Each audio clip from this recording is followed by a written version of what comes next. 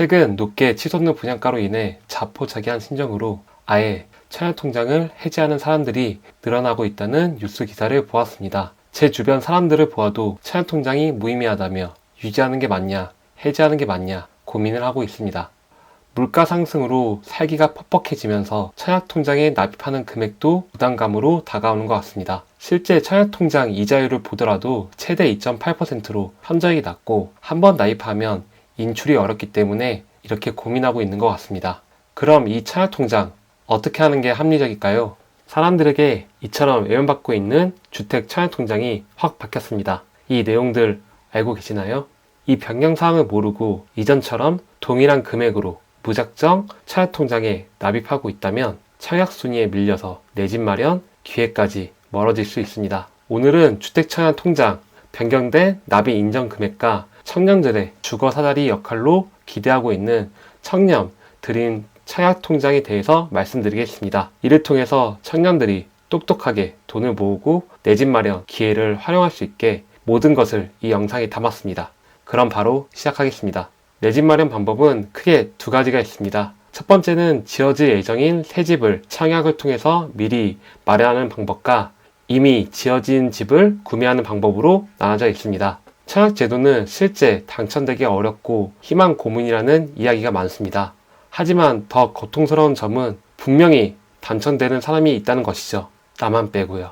저도 계속되는 청약 실패를 하면서 결국 청약만 기다릴 수 없어서 급매로 내 집 마련을 하게 되었습니다. 그럼에도 불구하고 청약 당첨으로 새 집을 마련하지 못한 부분에 대해서는 여전히 아쉬움이 남습니다. 그러면 이렇게 당첨되기 어려운 청약통장 어떻게 해야 할까요? 제가 그 대안 말씀드리겠습니다. 청약통장은 내 집 마련의 메인 옵션이 아닌 서브 옵션 카드로 똑똑하게 청약통장을 활용하시면 됩니다. 특히 청약드림 청약통장은 이자율 대폭 개선과 비과세 혜택, 그리고 청약 당첨 시 대출 혜택이 강화되었습니다. 또한 국가정책인 디딤돌, 보금자리로는 청약통장 가입 기간과 납입 횟수에 따라서 금리 우대 혜택이 있습니다. 이와 같이 대상자, 청년들은 손해볼 요소가 없기 때문에 여유가 되신다면 납입하는 걸 추천합니다. 먼저 청약통장에 공통적으로 변경된 내용에 대해서 말씀드리겠습니다. 그 변경사항은 바로 납입 인정 금액입니다. 이전에는 10만원까지 인정이 되었는데요. 이번에는 25만원으로 상향 조정되었습니다. 이렇게 변경된 취지는 현재 청약당첨 커트라인이 서울 RC단지는 2,200만원 이상, 보통 단지는 1,500만원입니다.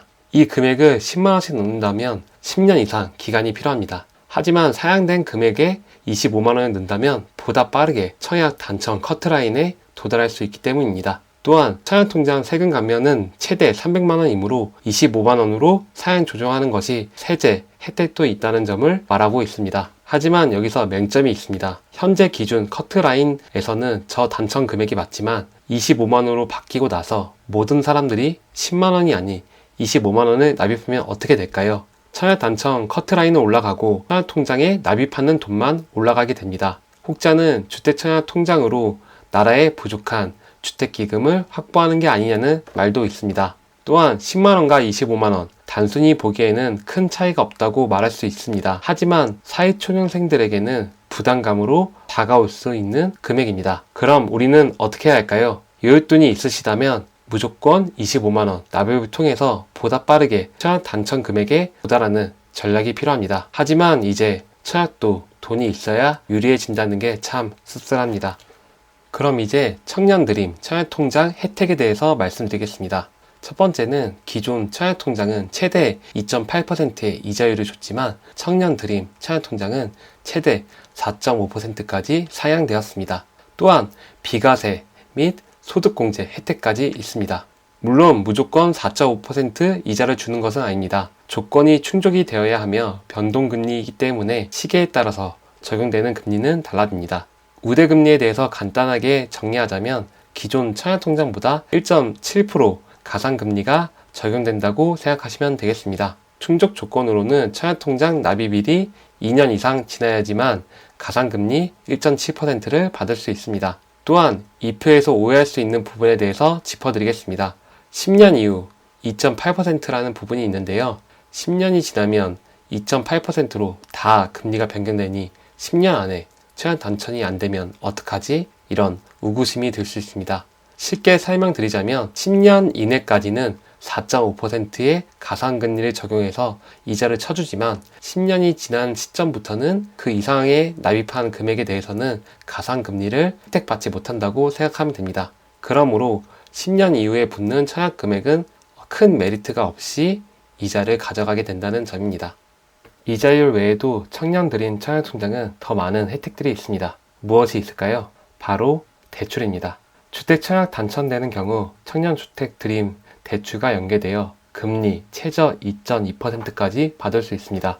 물론 만기, 소득별로 차등이 있지만요. 또한 대출 기간은 최장 40년까지 가능하며 고정금리로 지원해 줍니다. 정말 파격적인 혜택이 아닐 수 없습니다. 하지만 이 대출 혜택을 받으려면 다음 두 가지 조건을 만족해야 합니다. 첫 번째는 대상자 조건입니다. 청년드림 청약통장을 1년 이상 가입해야 하며 1,000만 원 이상 납입이 돼 있어야 합니다. 소득 제한도 있는데요. 미호는 7천만 원 이하, 기호는 1억 이하입니다. 두 번째는 담보물건, 즉 아파트 조건입니다. 6억 이하이면서 전용면적 8.5제곱미터 이하 주택만 가능합니다. 생애 주기별로 금리 인하 혜택도 있으니 이 점도 잊지 말아주세요. 이 모든 조건이 충족되면 당첨 시 분양가 80%까지 대출이 가능합니다. 그럼 이렇게 좋은 청년주택 드림 청약통장 대상자는 누구이고 어떻게 신청하면 될까요? 먼저 대상자 바로 설명드리겠습니다. 나이는 19세부터 34세, 근무무 기간에도 가입이 가능하고 소득은 지정연도 연소득 5천만 원 이하입니다. 주택 소유 여부는 무주택자여야 합니다. 다음은 신청 방법에 대해서 말씀드리겠습니다. 기존 주택 청약 저축자는 가입 조건만 갖췄다면 은행에 방문해서 전환 신청이 가능합니다. 다만 청약 당첨 계좌인 경우 전환 대상에서 제외됩니다. 청년 우대형 주택 청약 저축자는 별도의 신청 없이 자동 전환이 됩니다. 다음은 신청 서류입니다. 일반 주택 청약 종합저축은 누구나 가입이 가능한 반면 청년주택 드림 청약통장은 일정 요건이 충족이 되어야지 가능합니다. 이를 위해 다음 세 가지 서류를 확인하게 되어 있습니다. 첫 번째는 주택 확인을 위해서 무주택 확약서, 연령 확인을 위해 신분증, 마지막으로 소득 확인을 위해서 소득 확인 증명서 및 소득 원천 징수 영수증입니다. 시정연도 소득 기준으로 진행하게 되어 있습니다. 청년주택 드림 통장 총정리 도와드리겠습니다. 대상자는 19세에서 34세, 무주택자, 연소득 5천만 원 이하입니다. 혜택으로는 이자율 최대 4.5%까지 가능하며 납입 한도는 월 500만 원입니다. 납입 금액에서 40%까지 소득 공제가 가능합니다. 그러므로 월 100만 원보다는 25만 원만 넣으시면 되고요. 빠르게 1000만 원을 채워서 대출 받을 분들만 월 100만 원씩 납입하면 되겠습니다. 주택 청약 당첨되는 경우 주택 드림 대출과 연계되는데요. 1년 이상 가입 조건과 1000만 원 이상 납입이 필요합니다.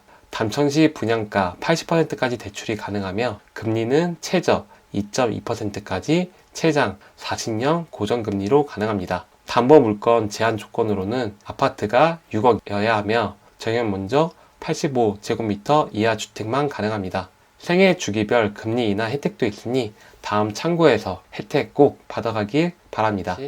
마지막으로 제 개인적인 생각 말씀드리겠습니다.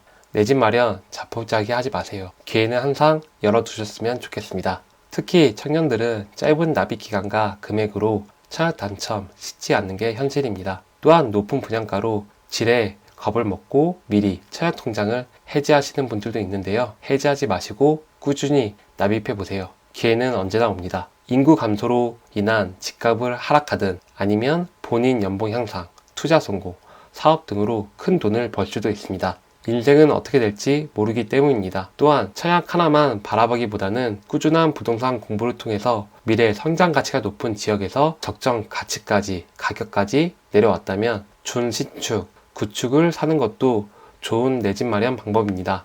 청약과 일반 매매 두 개를 병행해서 본인이 감당할 수 있는 여력 내에서 행복한 보금자리를 만들기 기원합니다. 그 과정에서 이 분이버스 TV가 도움드리겠습니다. 아래 고정 댓글을 보시면 내 집 마련 방법에 대해서 알려드리는 영상 링크로 걸어두었습니다. 통장에 소액밖에 없어서 내 집 마련 어려우신 분들 해당 영상 보시고 올바른 방향 잡아서 내 집 마련하길 기원합니다. 포기하지 않는다면 언젠가는 기회가 옵니다. 시기의 차이이지 당신도 내 집 마련 가능합니다. 그럼 오늘도 화이팅입니다. 긴 영상 시청해주셔서 감사합니다.